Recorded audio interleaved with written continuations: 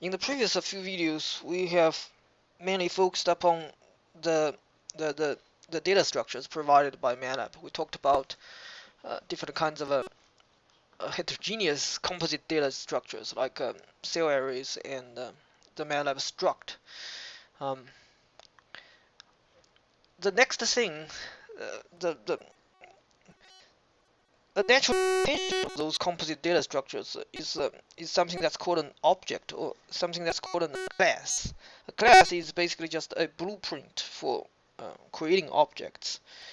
Um, and then inside of those classes, you can actually define not just the data objects, data members, but also function members, right?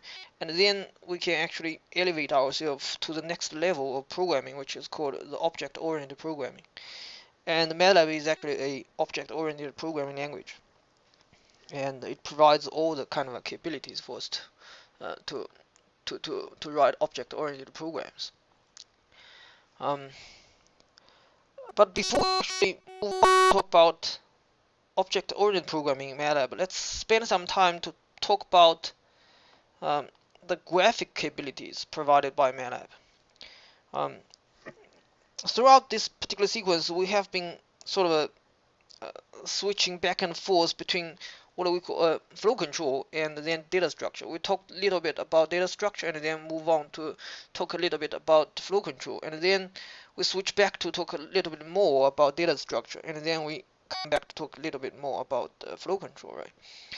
So the graphic capability is not exactly a flow control, right? But nevertheless, it's not exactly data structure either. So this might be a good time for us to talk about the graphic capabilities of Matlab. In fact, Matlab is actually provides actually very high quality graphics, right? Its graphic capability is actually very strong, and people actually use those graphics, use those plots created by Matlab in their publications, in their peer-reviewed journal publications, in books, in various sort of reports, right? So Matlab actually can pretty much do almost everything that you can think of in terms of scientific plotting or scientific graphs.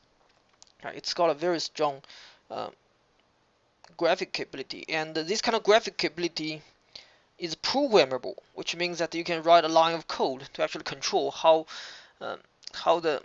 you want the plot to be made, how you want the graphics to be, how you want the figures to appear. It's got lots of controls. The user has lots of controls. So now let's start to sort of look at some examples, right? So we're gonna look at the graphics in two different scripts, using two different scripts. One is gonna be focused on just the two-dimensional plots, right? Figures that you can actually doesn't have a doesn't have a third dimension for perspective thing, right? So if we have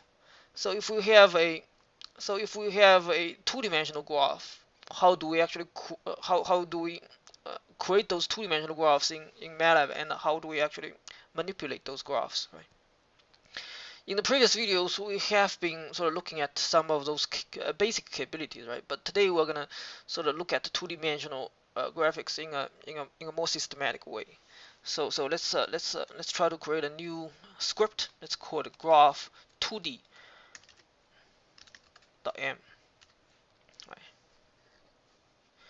Right. So it's saying that file doesn't. Let's create this new file. Right. 2D graphic creation and manipulation. Right. So that's gonna be the purpose of this particular script. Right. So the first thing we're gonna do is to actually talk about graph management. Right. So how do we actually, for example, how do we actually create a figure? Right. Let's clear all, close all. We have used clear all before. Right? That's gonna clear out everything in the workspace, clear out every container variable in the memory space, in the workspace, right? Close all means what? Close all means we want to close every window every graphic window that's open, right? We want to close all the graphic window that's open. So how do we actually create a figure window, right? How do we actually create a window for inside of which we can make plots? We can put the basic command is called figure, and this figure is actually a function, and it's gonna take at least one input, which is the ID of that particular window. So if it's the first window you want to create, then just give it a 1, right? And then if you want a second window, you can do 2, right? That's the second window that you're going to try to create, right? So let's just execute this piece of code, and then we're going to see 2 empty figure windows, right? Figure 1 and figure 2. And each individual figure has a bunch of buttons or menu items that allows you to actually configure the figure or manipulate the figure once you have the data that's plotted inside of them, right? And then we have this particular small arrow that allows us to actually dock the figure window, right? If we want to dock the figure window. Where's my idea? Where's the other figure? So once we have a figure, you're gonna see the name of the figure on the tab. It's called figure 1, right? It's called figure 1. And then where's my figure 2? So I have created figure 2 already, right? But now if I type figure 2 again in the command window, it's just gonna bring this figure 2, which is already created previously, to the foreground. Make it active so that I can sort of manipulate on it, right? And if I dock this figure 2, I'll have 2 tabs. One is called figure 1, the other one is called figure 2, right? So now we have 2 figures. Now we have 2 figures, right?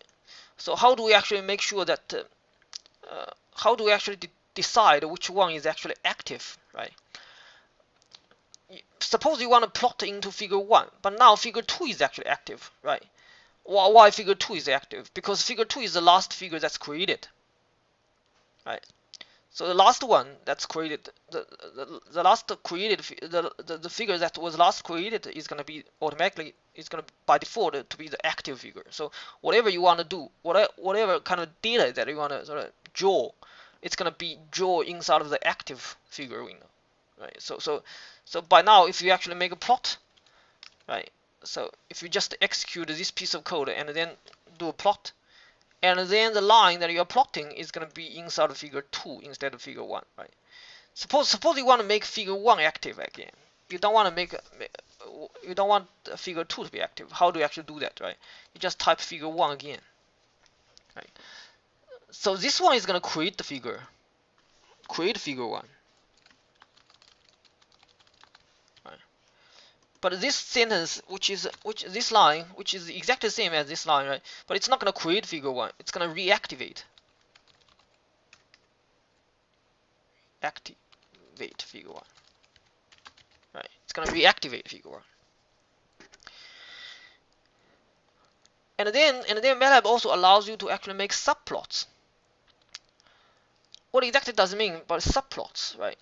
So now each of the figure, inside of each of the figure, it's kind of a gray empty space, right? There's no sort of sub windows inside of those plots, right? In the previous examples where we have used those figure graphic capabilities, we didn't actually use subplots, right? Subplots are those smaller windows inside of a bigger figure window, right? And you can actually display multiple data, multiple kind of lines or graphics inside of each subplot, right? Different kinds of figure in different subplot. And then by grouping them together inside of one figure, people can actually discover more relations or sort of better visualization, right? So let's see how we can actually create subfigures. So suppose we want to put into figure 1 6 subplots, right?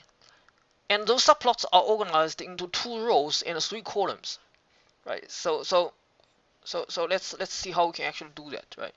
So we're gonna reactivate figure 1, right? And then for II goes from 1 to 6. I'm gonna use a loop to actually create it, right? Subplot. Subplot is another Matlab intrinsic function, right? So figure is gonna create those figure windows. Subplot is gonna create those sub windows inside of a figure window. So subplotter is gonna require a minimum of 3 inputs. Right. So the first input is gonna be the number of rows, the number of subplot rows. Let's say 2 rows, right? And then the second input is gonna be the number of subplot columns. Let's say 3. And then the last one is gonna be the index of the subplot, right? So let's create them first, and then we're gonna.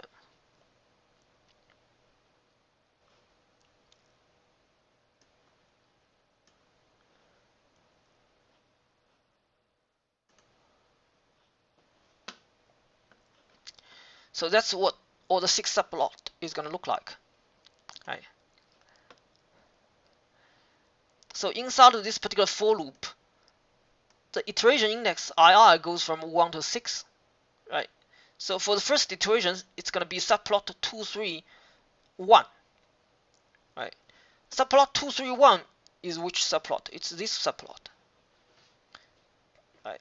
And then for the second iteration, it's gonna create subplot 2, 3, 2.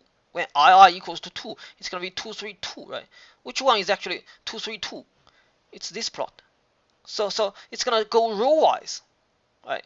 So this is the first subplot. This is the second subplot, and then the third subplot is gonna be this one, and then the fourth, fifth, sixth, and then in total we have 2 rows, 3 columns of subplots. That's exactly 6. That's exactly 6, right? Now suppose we still want like 6 subplots, but we want to organize them into like 3 rows and 2 columns, right? Suppose inside of figure 2, this is for reactivating figure 2, right?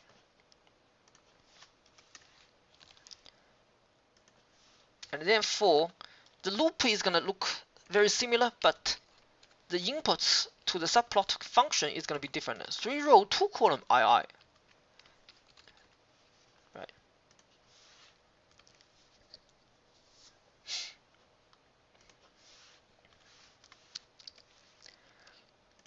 And then let's see what's gonna happen, right? Let's execute this selection. So do you see the difference now? Both of them have 6 subplots, right? But figure 1 organized in this way, 2 rows and then 3 columns. But figure 2 is organized in a different way, 3 rows and 2 columns.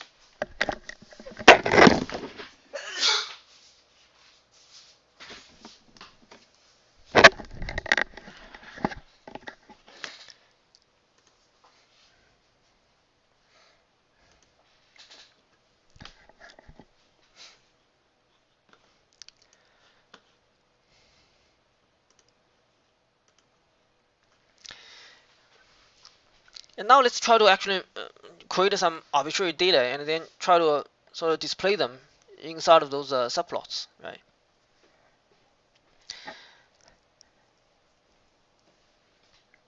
So let's create an x-axis that goes from 0 to 2 times pi, but with an interval of 0.1, right?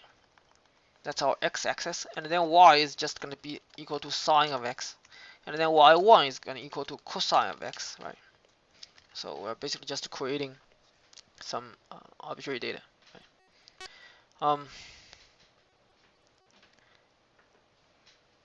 Let's just use figure 2. Let's just use figure 2. For now, figure 2 is active, right? For now, figure 2 is active. So let's just make a plot, right? And let's just execute this section of the code.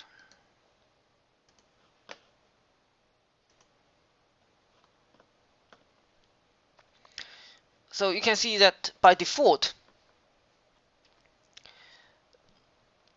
the last subplot is going to be the active subplot, right?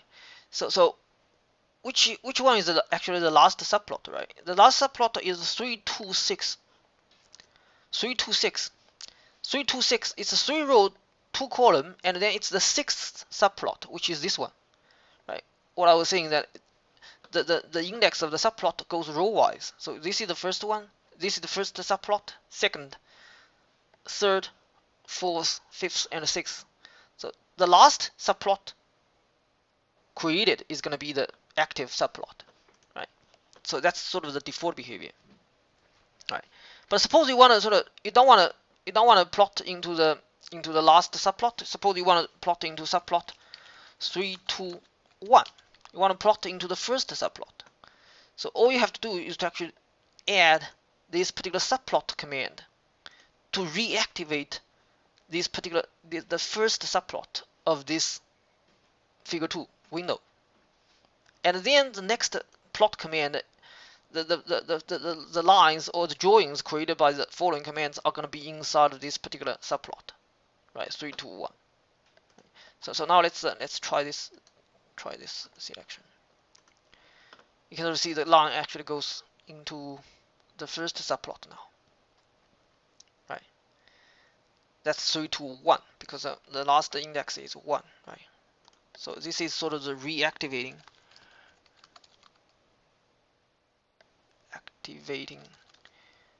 subplot 1, right?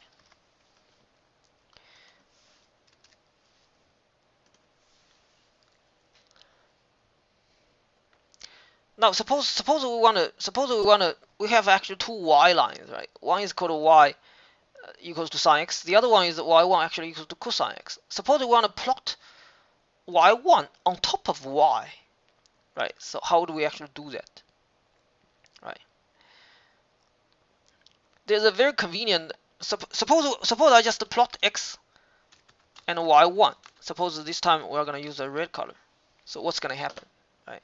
So let me just execute this line, or maybe execute this particular selection. Let's see what's gonna happen. It's gonna look like this cosine line, right?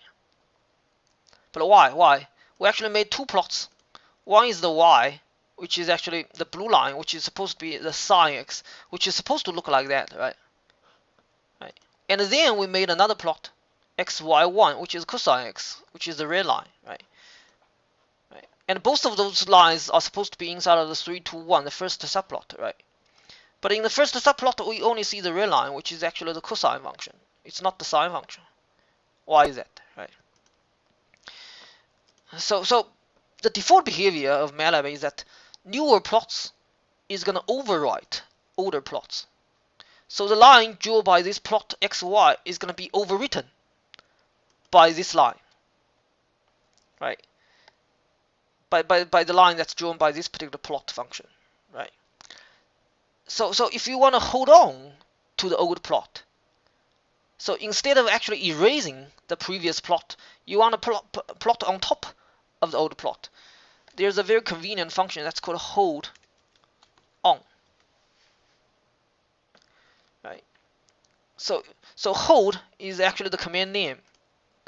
On is the option, right? So you want to turn the hold to on, right? If you want to turn the hold to be off, you can do that. So you can either hold on or hold off. So if you want a sort of manual, the default behavior is actually hold off, right?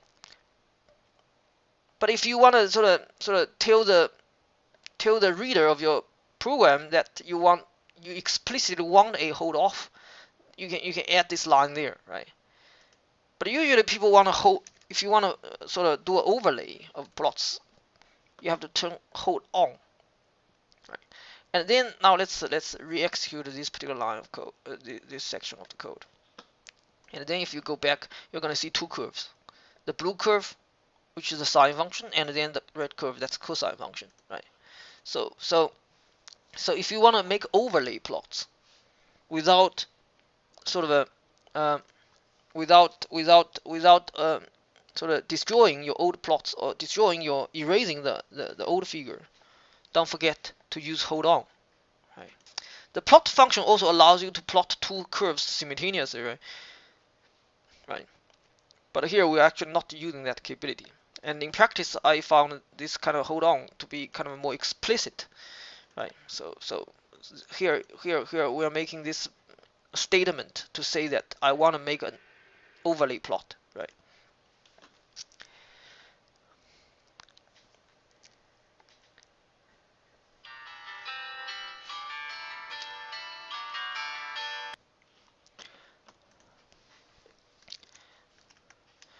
So what I was saying is that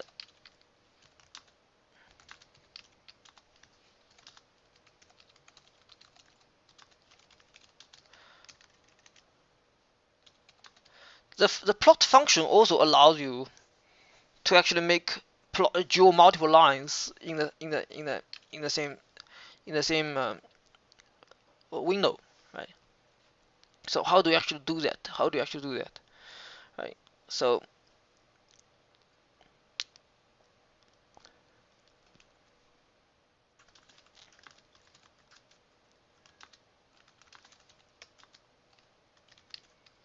So here I have activated the second subplot. I have reactivated the second subplot, right? And then the plot function actually takes multiple lines. So this is the specification for the sine curve, right? X, Y, and then the line style, which is going to be blue solid line, and then comma, right? Comma. Don't forget the comma, and then all the specifications for the second line, the horizontal axis, the vertical axis, and then the line style, red, right? So let's execute this portion of the code, and then in the second window you're going to see the same thing, right? Um, oh, so there might be a slight difference in the color of the blue line, right? So here I have specified the blue line, but here it's I didn't actually explicitly specify what's going to be the line, right? Uh, it's supposed to be blue, right?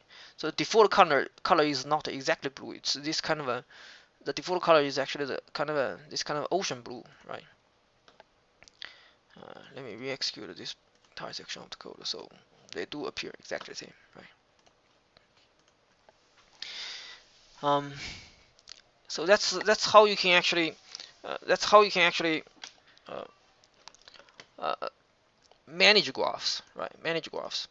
And then if you want to sort of create a hard copy, if you want to sort of so now you have created the figure, right? You have created the figure.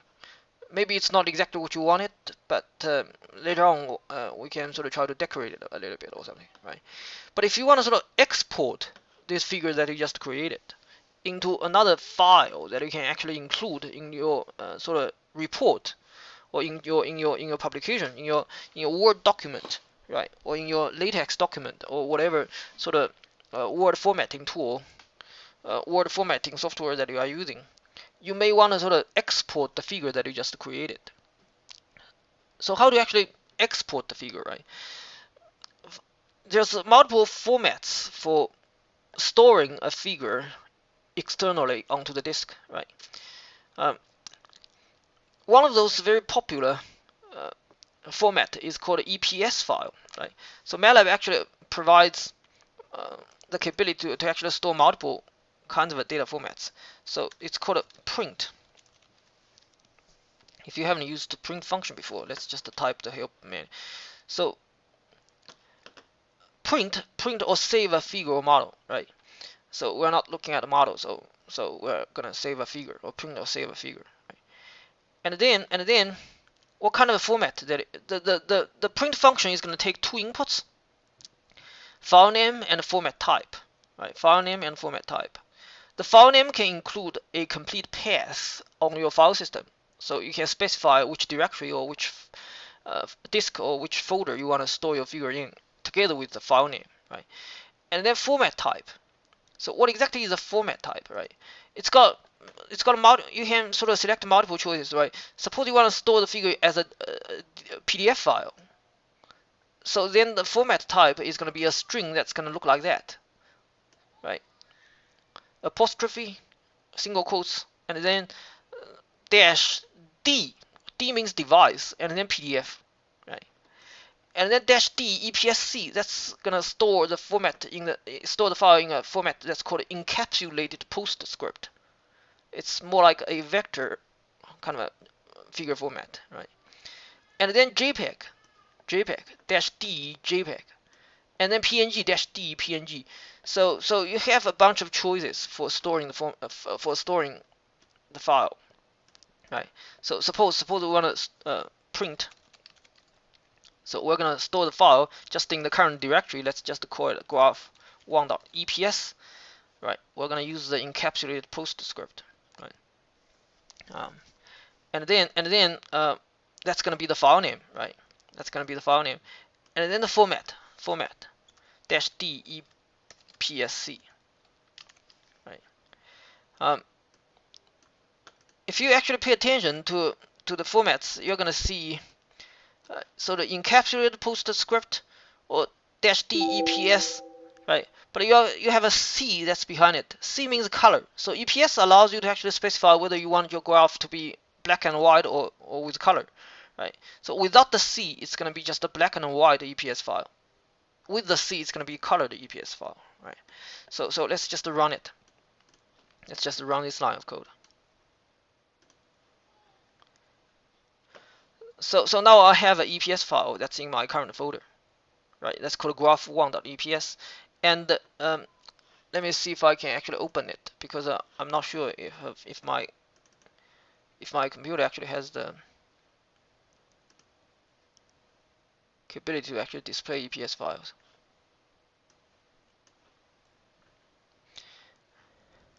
So for now, it's not sort of exactly displayed in the correct way, right? Because some of the figures are being chopped off, that kind of thing, right? Suppose I store it in a PDF format, right? Suppose .pdf, right? And then re-execute this line.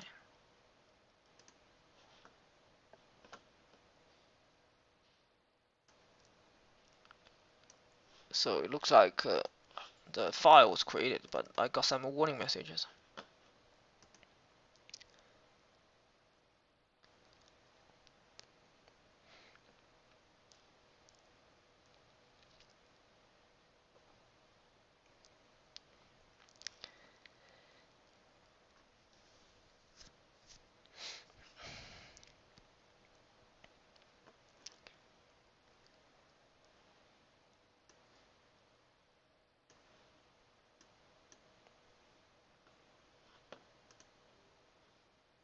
Right. So that's more like the figure that we just created, right?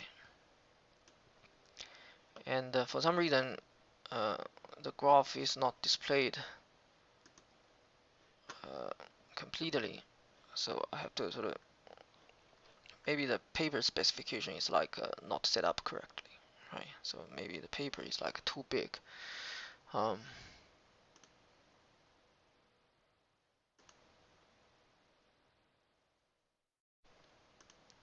right. So warning, the figure is too large for the page and will be cut off. Resize the figure, adjust the output size by setting the figure's paper position property. Use the print command with the best fit or fill page options. Or use the best fit or fill page option on the print preview window. So it's got a best fit, it's got these kind of options, right? So if I do this, if I add one more option, best fit,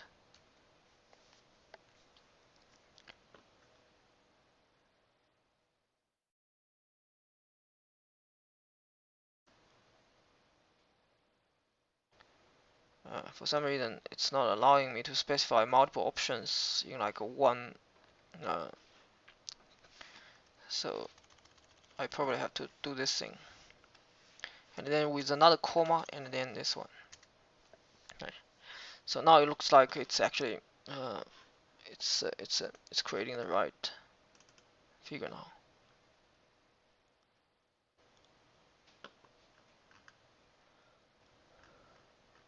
But looks like it's kind of all scrambled together. It's kind of, I can see all the lines, but they are being squeezed too much, and then the fonts, and then the scale of the axis are kind of not exactly in the correct proportion. Right. So there's still some kind of problems with my figure, right? But all those things can actually be configured, right? So how do we actually sort of configure the size of the figure, right? So you can actually do that when you actually create the figure using the figure command. So help if you look at the help page for figure, it's actually got, for now we're just using one input, right? That's like the figure ID, right? Okay, so it's actually not really so, but it also allows you to actually specify the size of the figure as some kind of additional inputs, right? We're gonna look at those kind of more advanced capabilities later on, right? So maybe let's try another one. Let's try a PNG, right? Dash D PNG.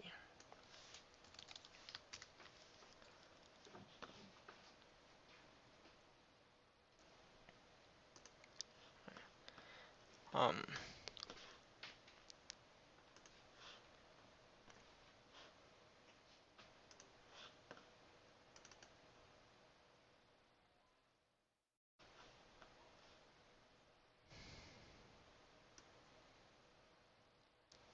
so it looks like the PNG figure was able to actually capture everything. Oh, one of the lines are actually missing. Why? Oh, it's also missing here. The reason is probably just because oh, I deleted the I delete I actually did not plot into the last subplot. I did not plot into the sixth subfigure. Right? So that's pretty much all we need to know for graph management, right? And then the next thing we're gonna do is to actually make some 2D plots. 2D plots.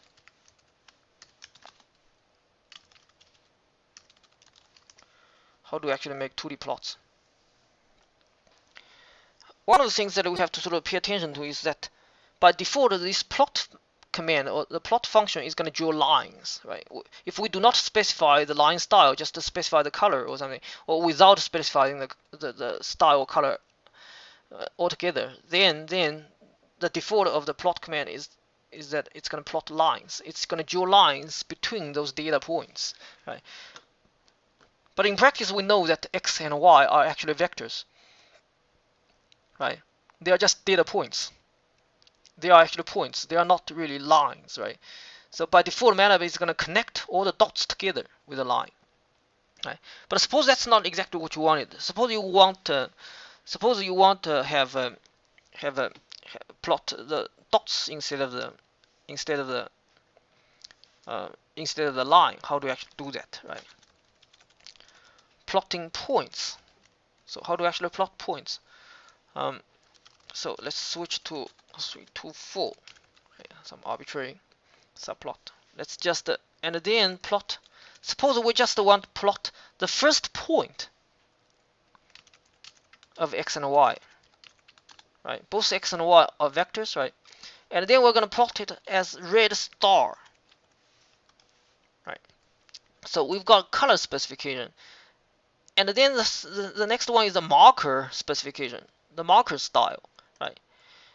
So if I actually do this thing, if I add a dash behind the marker specification, then it's going to draw red stars connected with lines, right? But suppose I get rid of the dash, then it's just going to plot one point.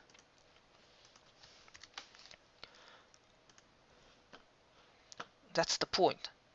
It's just going to be 1 point, right?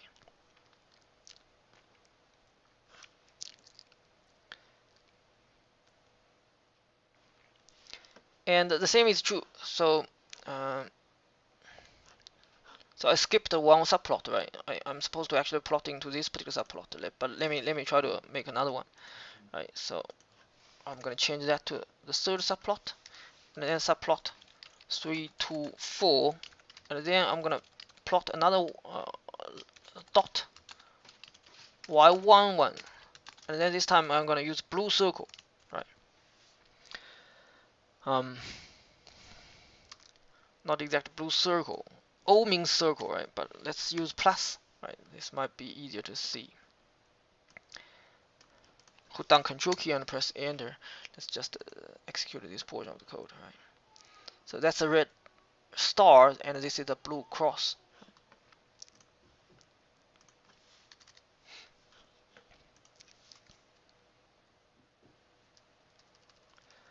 So basically, if you want to plot those points instead of lines, then all you have to do is to actually neglect the line specification, right? Um, Suppose I don't want to just plot 1 point. I want to plot like 10 points or something, right? Then it's gonna plot 10 points, right? Without line connecting them, without the line connecting them. So the most important thing is to sort of neglect this line style here. Right? But if you want to plot lines, so how are you gonna do that, right? Suppose you want to plot lines. So far, all we have been doing is just plotting lines, right? But there are line specifications, right? So subplot 3, 2, 5, right? Let's plot x, y, b star with a dash. Then that's gonna give me the line, right? So you sort of see the difference here, right? Maybe cross dash, right?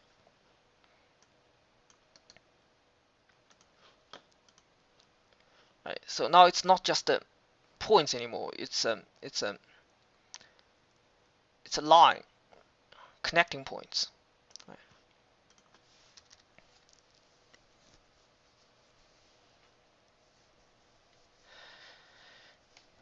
And then of course you don't have to just use solid lines. You can also plot dash lines. Suppose R, I'm gonna use a star and then dash dash. Right. Basically two subtraction symbol next to each other. Then that's gonna give you a dash line.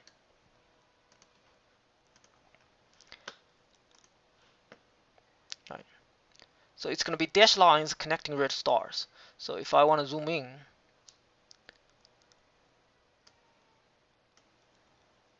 you can sort of see the difference in line styles. This is a solid line, but this is actually dash line, right?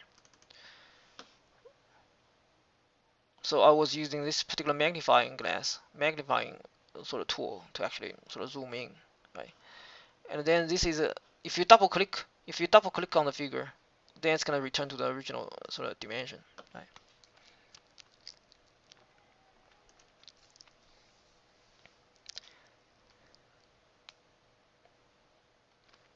And then let's try to sort of, because the figure is actually hold on, so every plot that I'm gonna make is not gonna erase previous figures. So let me try to make another one. Plot x, say y2 is gonna equal to sine x plus pi, right? And then I'm gonna plot y2 k. The symbol is gonna be a circle. O means circle. So I'm actually typing the letter O on the keyboard, and then I'm gonna connect it with solid lines, right? Let me execute these two lines. Right. Oh, I made a typo here. It's supposed to be a semicolon.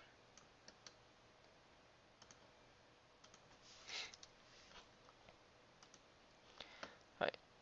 So now we've got a third line plus symbol on this particular subplot. Right.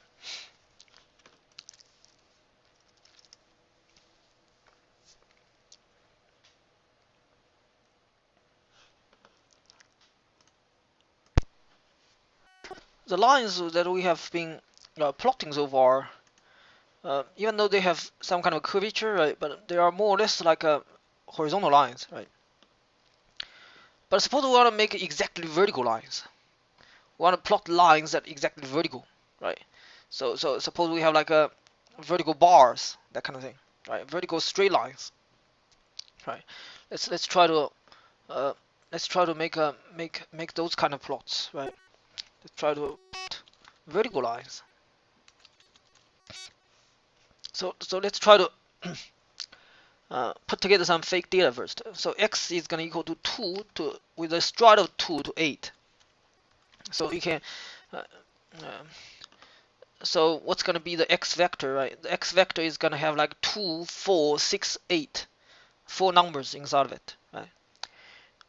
And that's gonna be the location. that's going to be the horizontal location of our vertical straight lines, right? Vertical lines. And then y is going to equal to. So how do we actually construct the y, right? So suppose the base of those vertical lines are going to be exactly zeros, right? So the first point we want all those vertical lines to be just the zeros.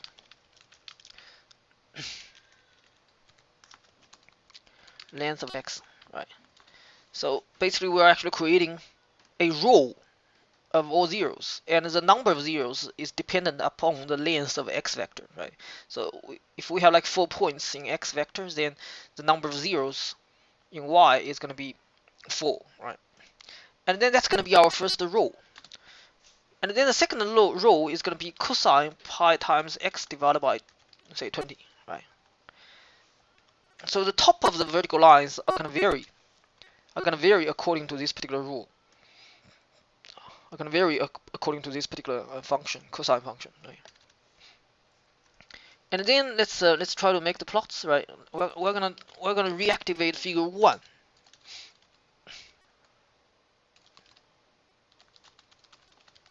We're gonna reactivate the figure 1, and then inside of it we're gonna make some subplots, right? Subplot. So we're reactivating subplot 2, right? Let's still do first, right? And then we can actually make our plots. So what's gonna be x? What's gonna be y, right?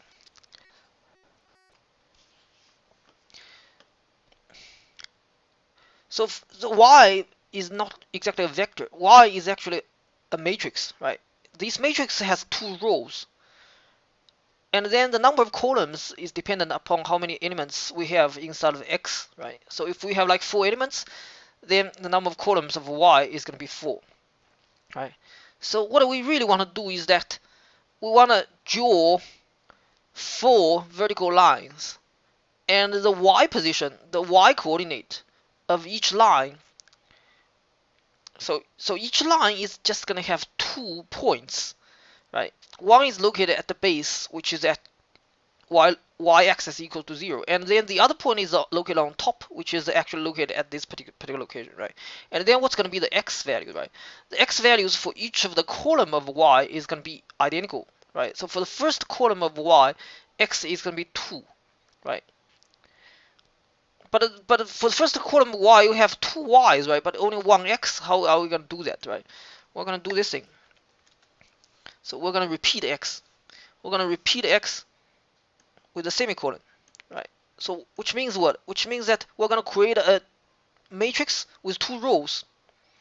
And then for these 2 rows, the value on the first row and the value on the second row in the same column are going to be identical, right? And then we plot y. And then we're going to use black lines, right? And then let's just execute this piece of code.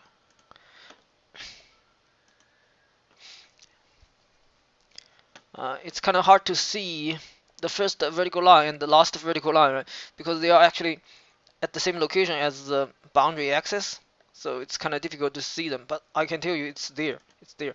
And later on, once we have decorated the figure, you're going to be able to actually see it, right?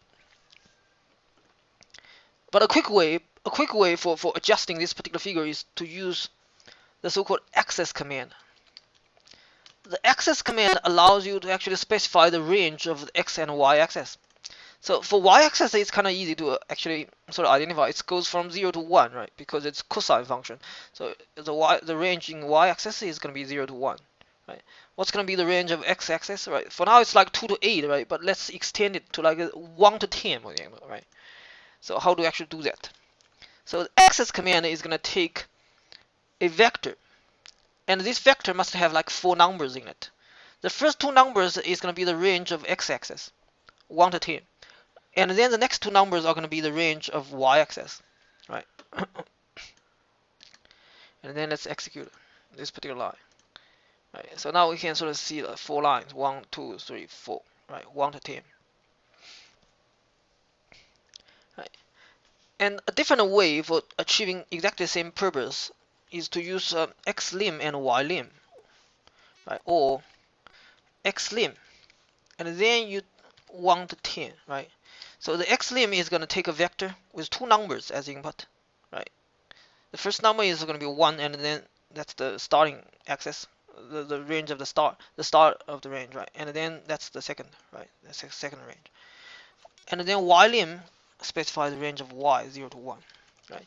So if you actually execute these two lines of code, it's going to give you exactly the same effect, right? So it's not going to change the figure. So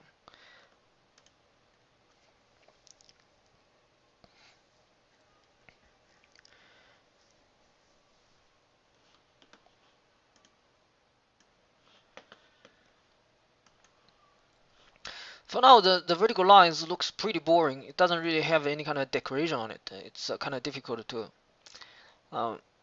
sort of it's not a very good visualization, right? So now let's try to sort of create another figure that's gonna plot the same data but with some slightly more decorations, right? So let's do another subplot, 2, 3, 2, say, right? So that's gonna allow us to actually activate the second subplot of figure 1, right? And this time what I'm gonna do is that I will try to plot the horizontal axis. That's 2 rows of x, right? And then y. Right? The line is still gonna be black, right? The line is still gonna be black. And then what I want to do is to actually plot on top of each vertical line a red square. So how do I actually do that, right? What I was showing you that this plot command allows you to actually it allows you to actually plot multiple things in the same this is the first line, right? And then that's gonna be a blue line, and then that's the second line, that's gonna be a red line, right? That's plotting two lines in the same plot, right? But here we're actually plotting like 4 different lines here, right? In this portion of the input. And then we're gonna plot the red squares for the last portion. The red squares are gonna be located at the horizontal axis is going to be y, right? And then the vertical axis is going to be the second row of y, right? The horizontal axis is the same as the vertical bars, the vertical line, x, right? The vertical axis, the vertical coordinates are going to be red squares, right? And that's going to be this thing. That's going to be a new plot, right? Use a plot. So now you can sort of see that we have a better kind of visualization, right? So it has some decoration on it, right? So the top of the vertical lines are indicated by the red squares, right? Again, if I want to sort of adjust the axis, say axis goes from like 1 to, horizontal axis goes from 1 to 9, vertical axis goes from 0 to 1. I can also do that, right? I can also change it, right? So that's gonna give me a wider range, right?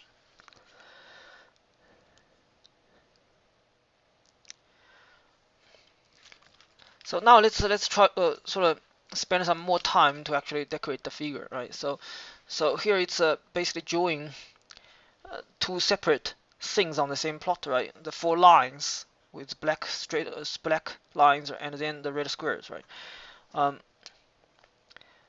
Suppose we want to change. So each of the squares is called a marker. Each of the squares are called a marker, right? If you just leave it as it is, the default is going to be just to draw the outline of the marker. The face of the marker, the interior of the marker are just going to be empty. It's not going to sort of draw any color on it, right? But in fact, the marker is also adjustable. You can actually adjust the look of the marker, right? So let's again in a new subplot we're going to make this figure again, right? And then y, again black lines, right? And then x, y, the second row, right? But this time we're gonna just use s means square. It's just gonna be square. And then we are going to specify each of the options of the marker edge color. So each of the words, each of the string that I'm typing here is actually a reserved MATLAB keyword, is a reserved MATLAB option word. It's more like a key value pair. So the name of the key is going to be the called marker edge color. Right? You can look up the names of all those kind of options available to us through the plot command by looking at the manual page, right? Or by googling, right? Marker edge color is one of those option names, right? And then we want blue to be the marker edge color. And then what I was saying is that by default it's not going to plot any color inside of the marker edge, right? The marker itself is going to be transparent except for the at the edge. But if you want to sort of specify a feeding color for the markers, you have to sort of say marker face color. You have to specify the marker face color. Suppose we want it to be red, right? And then the marker size. Suppose we do 14, right? And then let's run this section of the code. Or maybe I should just adjust the range of the access. And then we can just run this particular section of the code, and then we should be able to see the effect now, right? So first of all, the markers are significantly bigger. It's not just the default size is like a 5 or something, right? 1 or 2 of, I can't remember, but if you specify 14, then it's going to be a lot bigger, right? So here the marker size is like 14, so it's going to be a lot bigger. And then the edge color is going to be blue, and face color is going to be red.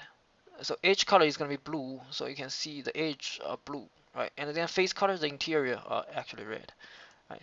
So this allows you to actually make changes to the markers, right? And another thing that I want to introduce in this particular video, and what I'm going to sort of talk about in the next video, is the so-called figure handle, right? The so-called figure handle. We looked at MATLAB actually provides function handles, right? We have been using function handles in previous videos, looking at how we can actually use function handles to do functional programming, that kind of thing, right? Every figure also has a figure handle.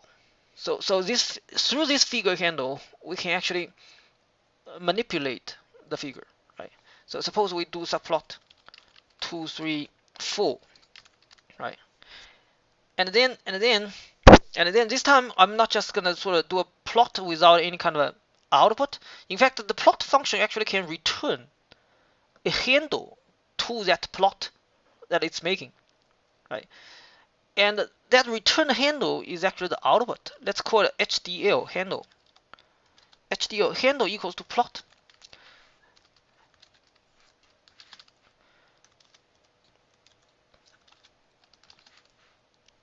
Second row. Right. So you may have noticed that I did not actually specify any of those marker edge color, marker face color, or marker size, that kind of thing, right? I just used a plain square, right? That's that kind of thing. But different from this line, the plot function, I am actually returning a figure handle from the plot function. The plot function returns a handle to it, to that plot, right? And through this particular handle, I actually can manipulate the properties of the figure, right? So let's just run this section of the code and see what's going to happen, right? So all the things are default, right? So the marker size is kind of default size. The size, the color, the edge color is kind of the default color. That's the ocean blue or naval blue, right? And then everything is like default. There's no face color, right? So the face is kind of transparent, right?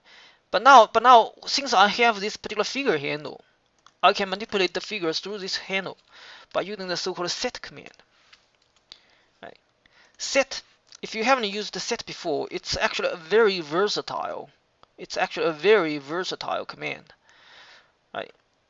Set object properties. So the first input is going to be the handle, and then property name, property value, key value pairs, right? So it's you can use it not just to set properties of a figure handle. It can also sort of set the properties of objects, right? So what I was saying is that MATLAB is actually an object-oriented programming language. Pretty much everything inside of MATLAB is an object, right? So the figure that I have created is actually also an object, and this particular figure handle gives us the access to that object. So HDL is going to be our first input, right? And then then that's going to be property name, property value. Property name has to be a string inside of the apostrophe, right? No single quotes. So now let's set the marker edge color, and then change it to blue, right? That's the value, right? So this is one key value pair, right? But suppose we have multiple key value pairs. We want to change the uh, multiple options, right? Marker face color. Let's change it to red, and then marker size. Let's change to 14. Right. So this time we're gonna sort of duplicate the figure that we just sort of created, and then let's copy over this access modification. Right, and then let's run it. So that's supposed to give you exactly the same figure, right? So let's stop this video here, and then in the next video we're going to talk about a special purpose two-dimensional plots.